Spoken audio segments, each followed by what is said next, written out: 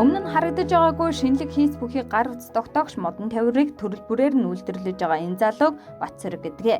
Мужаа мэрэгжилтэй гар утасны эко тавирхийг санаагаа хэдэн жилийн өмнө гаргасан саяхнаас бодиттой ажил болгож байгаа нь энэ. Батцэрэг өдөр шөнө өглөө оройг ялахгүй ажиллаж байна. Учир нь тэрээр онш тодорхойгүй Монгол улсад эмчлэгдэх боломжгүй өвчнөдөө шаналж яваа эхнэрийнхээ төлөө зүтгэж байгаамаа.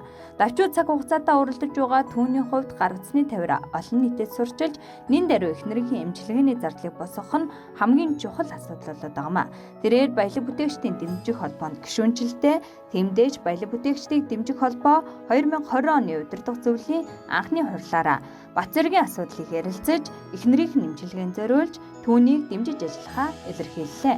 Хамгийн гол нь зүгээр суугаад хандад гуугаагүй баялаг бүтээж байгаа түүний энэ хөдөлмөрийг баялаг бүтээгчдийн дэмжих холбоо үнэлж түүний бизнест үнэтэй зөвлөхөөс гадна цаашид улс орон даяар үйл ажиллагаа явуулж байгаа баялаг бүтээгчдийг дэмжиж ажиллахыг уриалсан юм а.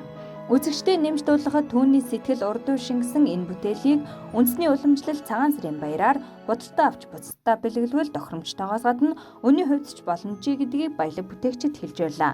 Учир нь худалдаа авах захиалга өгөхдөө 12 жилийн турш хамгийн ихээр өөр таалагддаг үгс Монголын соёл уламжлалт зүйлс гээд дуртай зүйлсээ лазераар хэвлүүлж болох гинэ. Хятадын чанаргүй бүтээгдэхүүн худалдан авахын оронд элэг бүтэн аз жаргалтай гэр бүлийн төлөө захиалга өгөхийг баялаг бүтээгчдийн дэмжих холбооноос уриалсан юм.